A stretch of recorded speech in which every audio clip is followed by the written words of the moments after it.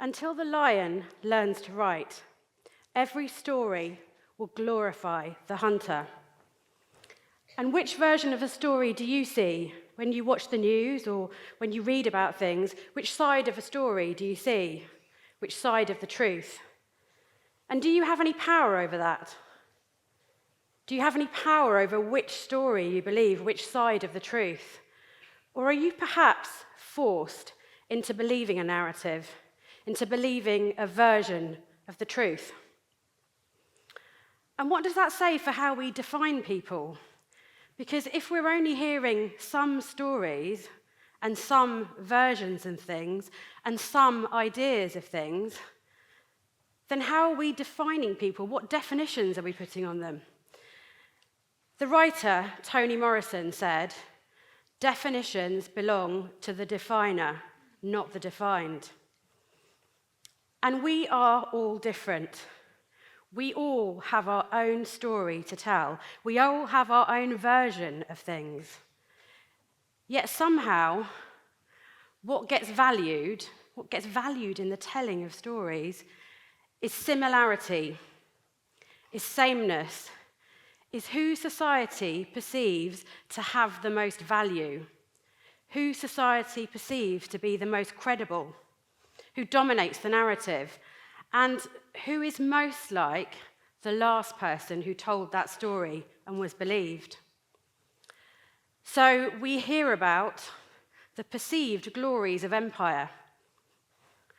We hear about these great leaders, apparently from the past, and the leaders around us now, and they're the ones that get represented everywhere. And we read the books that people have decided should get published and sold to us and taught to us. And we watch the films and TV shows that people have decided should get commissioned and should be shown to us on TV and in cinemas. And in our own lives, well, when I worked in corporate roles in big companies, most of the leaders looked and sounded very similar. And I looked and sounded different, so I owned that difference. I wore brightly coloured clothes and I said what I thought. But you know what? That was too much for some people. So they would say things like, "She's so loud. She's so aggressive. She's so bossy." Because what was valued in leaders were people who looked and sounded very similar. That's what people were looking for. But despite that, I did progress into senior roles in corporate, quite senior roles, and I managed teams of people. And often the people in my teams, well, they looked and sounded more like the leaders we saw around us than I did. So what would happen? Well, when I would go to meetings, people would assume that one of them was in charge, and I was there to make the coffee and take the notes.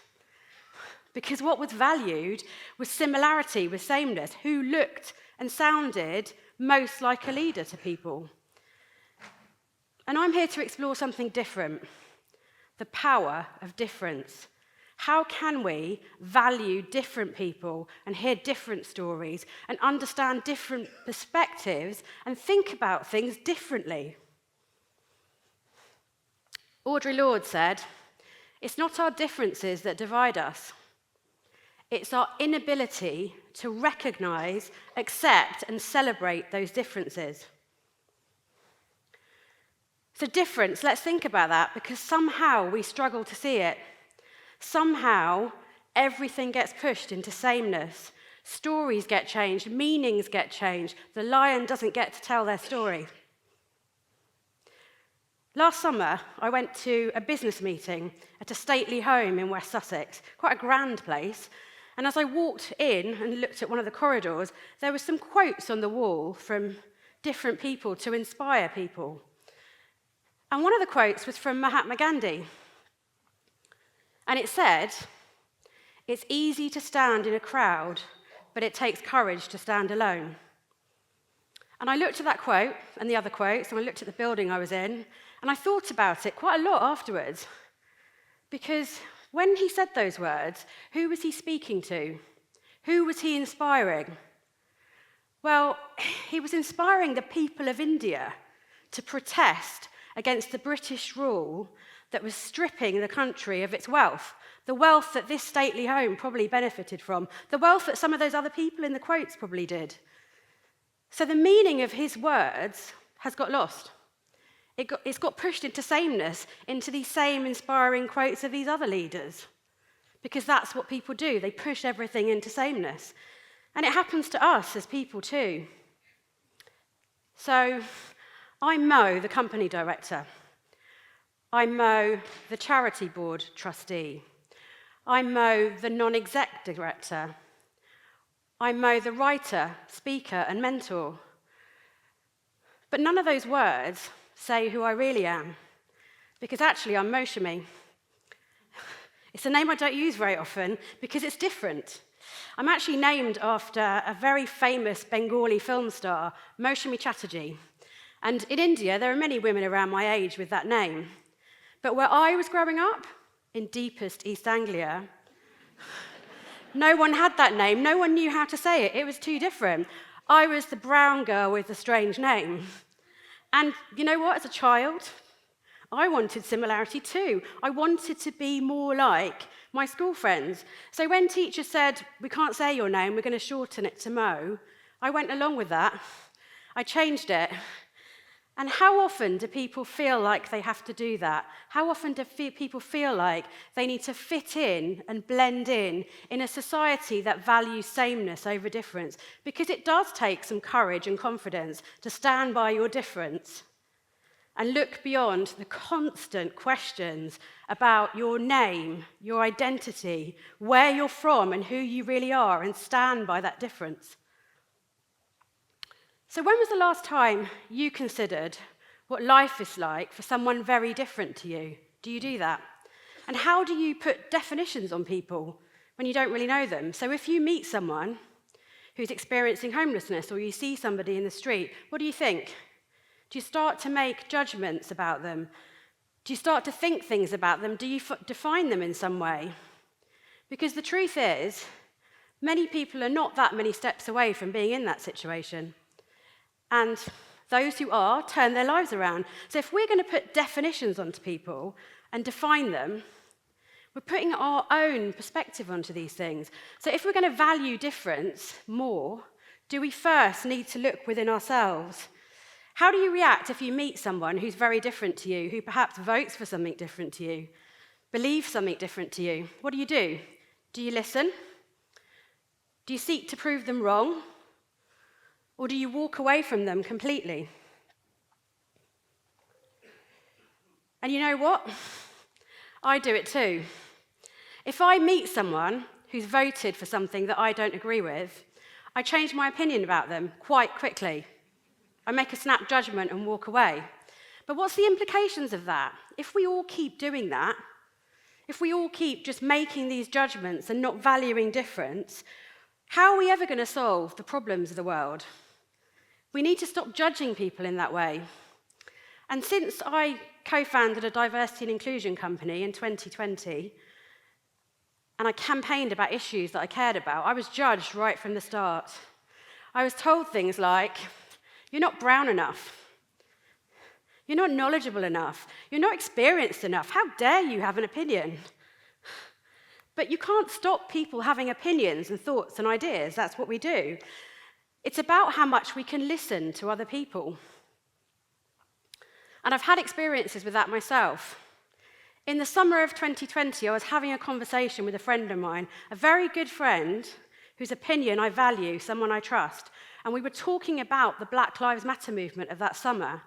And in that moment, in that conversation, they said to me that they didn't understand the words of the movement, that to them, all lives mattered. And they used the very words that for me had been weaponized by people I disagreed with. And that conversation turned into an argument, a battle of wills as we sought to prove each other wrong. We were unable to listen to each other. We just couldn't do it. And how well we listen affects how we can have these conversations. So when we're communicating with people, we communicate with people for around 75% of our day. We listen to people for 55% of that time. But we remember only 25% of what we hear. So we're not really listening to people. What we're doing is listening to things we want to listen to. We're putting our own thoughts and perspectives onto things and only hearing some of the things that are being said to us. And it's because we have our own perspectives, our own ways our brains function, our own biases. And even the most active campaigners for social justice might think that they're not biased. But they are, because we all are. And some of those are the very people who judge me the most. And if we think about those biases and how it functions in our minds, well, our brains are faced with 11 million pieces of information at any moment. And they can process only 40 out of that 11 million. So what happens? Well, our brains rely on stereotypes, assumptions, pattern recognition, our own perspectives, definitions, our own heads that we put into how we think about things.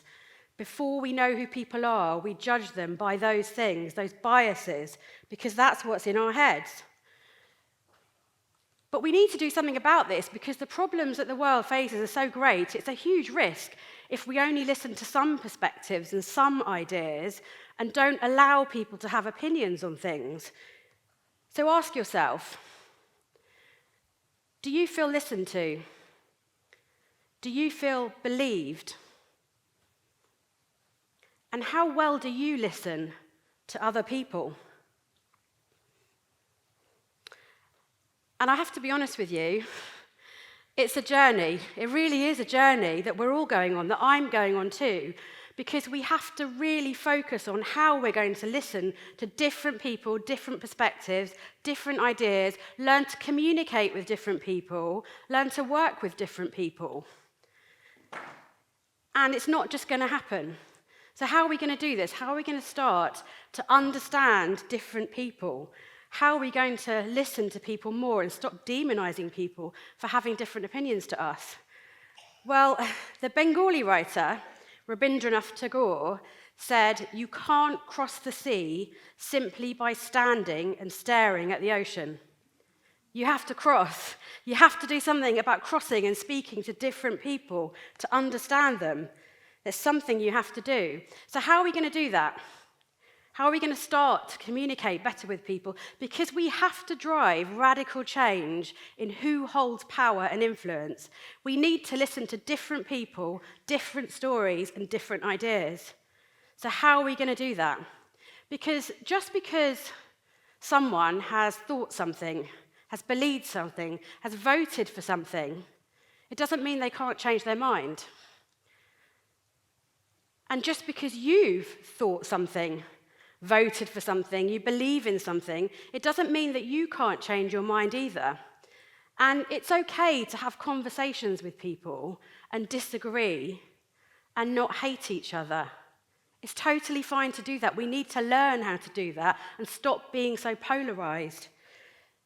So, the next time you meet someone and they have a different perspective to you, a different opinion to you, something that you perhaps don't agree with, or there might be somebody that you need to go back to have a conversation with them. And if you do, here's some things that you could try. You could hear what they're saying, and you might not like it. You might not agree with them. You could continue to listen, so you can continue to have that conversation with them. You then have some choices in how you react. So you could fight, see it as a battle of wills, try and prove them wrong, have an argument with them. You could take flight, walk away, block them, never speak to them again. Or you could choose to learn from them, try and understand their point of view. And if you choose that option, here's some things you can try. You could be curious, try and understand their perspective. You could ask a warm question, try and find a bit more about why they think that, why are they talking about these things, why they have that belief. You could try and find the common ground so that you can continue to have your conversation. And if you can do that, if we can all try doing that, perhaps we could create a ripple effect where we learn to understand each other more. And if we can do that,